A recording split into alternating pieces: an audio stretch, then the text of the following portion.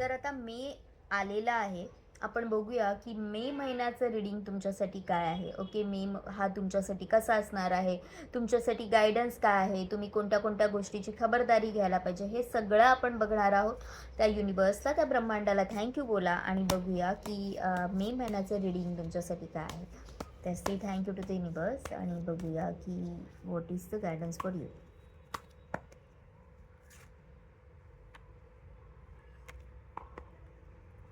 सांगते. What is this? Two of Cups and the Lovers. Wow. तसंही मे महिन्यामध्ये बरीचशी लग्न ठरतात, बरीचशी लग्न होतात, तर तसंही काहीतरी असू शकतं. 3 ऑफ पेंटिकल्स, कोणतरी मध्यस्थी करणारे, ज्या गोष्टी आत्तापर्यंत अडलेल्या होत्या त्या गोष्टी मार्गी लागणार आहेत, असं काहीसं दिसतंय. कलेक्टिव्ह रीडिंग आहे. खूप सगळ्याच गोष्टी तुमच्याशी रेझोनेट होतील असं नाही आहे. तर स्टार्टच आपलं जे प्रेमाच्या 2 कार्ड्सपासून झालं होतं, तर त्याच्यात मी सांगते की तुमच्या आयुष्यातून चुकीची लोकं निघत आहेत आणि योग्य लोकांची आता एंट्री होत आहे.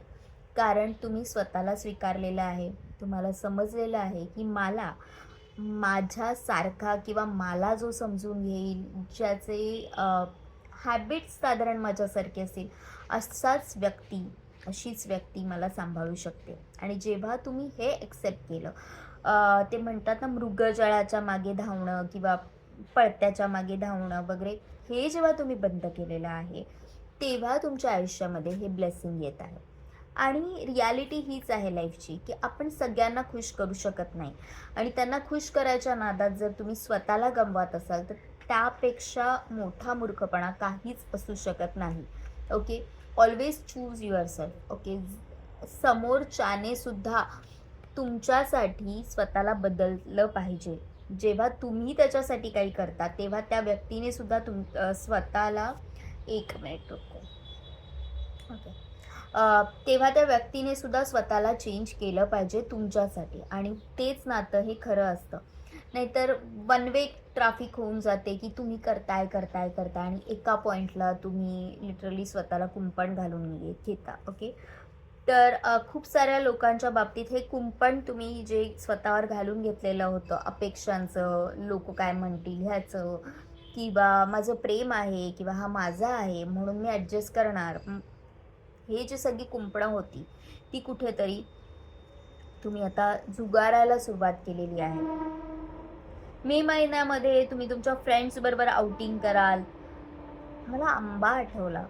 भरपूर आंबे खाणार आहात. गावाला जाऊन या, रत्नागिरी किंवा कोकणात, असं काहीतरी दिसतंय. बेसिकली जे लोक जुने तुमचे फ्रेंड्स होते ना, ते तुमच्या लाईफमध्ये परत येतील आणि तुम्हाला गाईड करतील प्रॉपर. ज्या ज्या गोष्टी तुम्हाला पुढे जाण्यासाठी रिक्वायर्ड आहेत, त्या त्या गोष्टी तुम्हाला ते हेल्प करतील. मग ते रिलेशनशिप असेल, करिअर असेल, तुम्हाला तुमच्या लोकांची हेल्प मिळणार आहे, जे खूप जेन्युइन आहेत. ओके, जे खूप जेन्युइन आहेत अशा लोकांची हेल्प मिळणार आहे. तर त्यासाठी आत्ताच थँक्यू बोलून मोकळं व्हा युनिवर्सला आणि जेव्हा ते लोक हेल्प करतील तेव्हा त्यांना.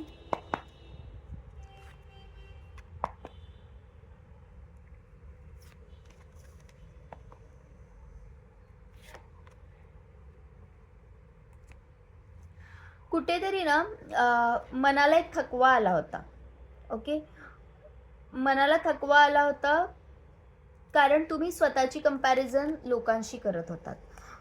त्यांच्या रिलेशनशिपशी, त्यांच्या सिच्युएशनशी करत होता, की त्यांचं किती छान चाललंय, माझं का नाही तसं होते.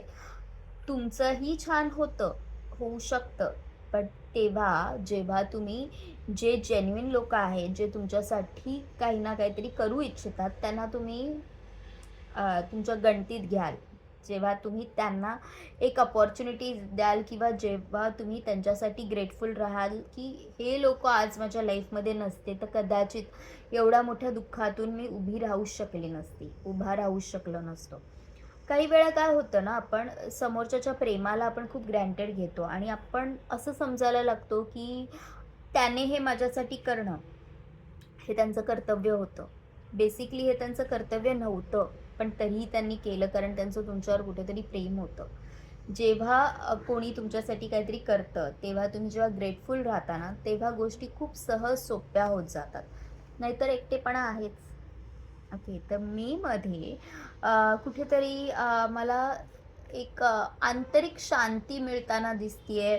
खूप लोकांच्या बाबतीत तुम्ही असं कुठलं तरी मेडिटेशन कॅम्प किंवा समथिंग अशा ठिकाणी जाणार आहात, की जिथे तुम्हाला एक स्वतःचीच नवीन ओळख होईल. जरा 4 लोकांपासून दूर काही दिवस राहिल्यामुळे तुम्हाला अ, ज्या गोष्टींची उत्तरं उलगडत नव्हती, त्या गोष्टींची उत्तरं उलगडतील. नसेल केलं आत्तापर्यंत प्लॅन तर करा. किंवा पिकनिकला जा. निसर्गाच्या सानिध्यात जेवढं जास्त राहता येईल तेवढं जास्त राहा. ओके. मे हा तुमच्यासाठी खूप ट्रान्सफॉर्मिंग असणार आहे.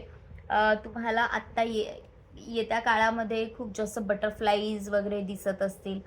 पौर्णिमेच्या आसपासचा काळ खूप महत्त्वाचा आहे. पौर्णिमा च्या आधीचे काही दिवस किंवा नंतरचे काही दिवस खूप महत्त्वाचे असणार आहेत तुमच्यासाठी. ओके. जास्त जे सोशल आहेत, सोशल नेटवर्किंग खूप जास्त आहे. खूप फ्रेंड्स. तर थोडंसं स्वतःवर फोकस करायची गरज आहे. स्वतःला टाईम द्यायची गरज आहे. ओके.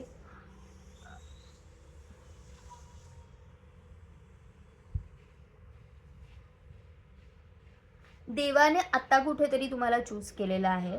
देवाने नाही म्हणता येणार, तुम्ही स्वतःला कुठेतरी आत्ता चूज केलेलं आहे. कारण जी व्यक्ती फक्त आणि फक्त लोकांचंच भलं करायच्या मागे होती, ती व्यक्ती आता स्वतःचा विचार करायला लागली. ओके. तेव्हा तुम्हाला त्याचे एक रिझल्ट्स, बून रिझल्ट्स मिळायला लागणार आहेत मेमध्ये. ओके. ऑफिस करिअरमध्ये तुमचे एफर्ट्स लोकांना दिसणार आहेत. ओके. प्रमोशन, इन्सेंटिव्हज असं काहीतरी मिळेल आणि ते तुम्ही बिंग अ गुड लीडर लोकांसोबत शेअर पण कराल. पैसे नाही, बट मला म्हणायचं आहे की तुमचं नॉलेज, तुमची हेल्प तुम्ही लोकांना द्याल आणि त्यामुळे तुमचं एक थोडंसं गुडविल क्रिएट व्हायची शक्यता आहे भरपूर.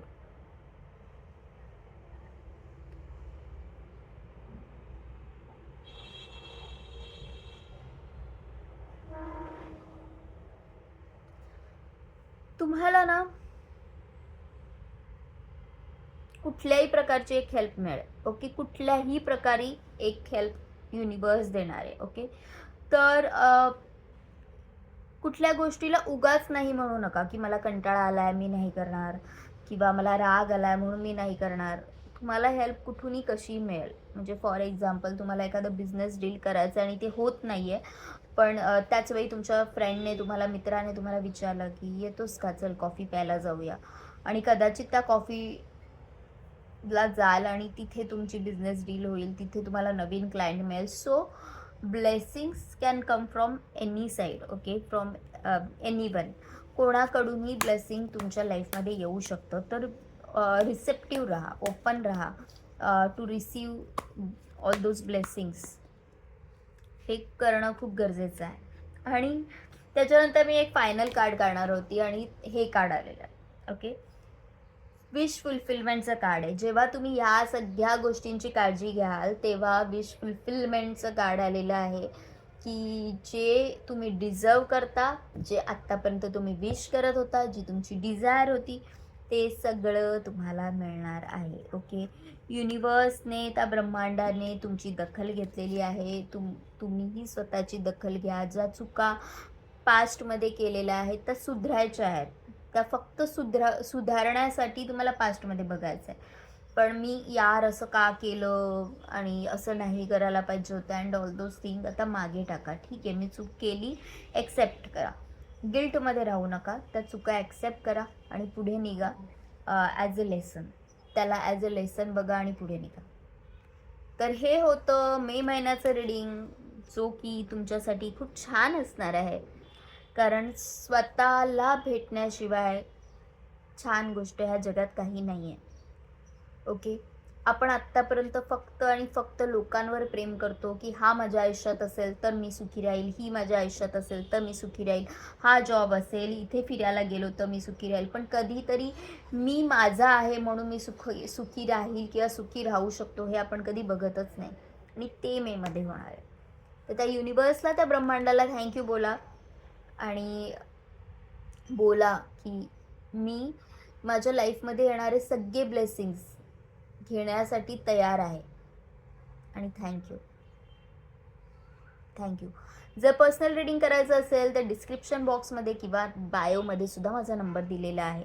जर तुम्हाला टॅरो शिकायचं असेल तरीसुद्धा आपलं सोल साईट टॅरो मराठी शाळा हे एक मी चॅनल स्टार्ट केलेलं आहे. त्याच्यावर जाऊन तुम्ही माझे व्हिडिओज बघू शकता. तुम्ही मला पर्सनली कनेक्ट करू शकता. ह्याच्यावर जे मी शिकवते किंवा जो कोर्स असेल, जर तुम्हाला 1 to 1 शिकायचा असेल तर तो 1 to 1 कोर्स असणार आहे. तिथे नोट ग्रुप डिस्कशन्स, तुम्हाला प्रॉपर सर्टिफिकेट दिलं जाईल आणि खूप कम्फर्टेबल असाल तुम्ही. कारण ग्रुप डिस्कशनमध्ये बरेच वेळा असं होतं की यार मला हा प्रश्न आहे पण कदाचित लोक मला हसते.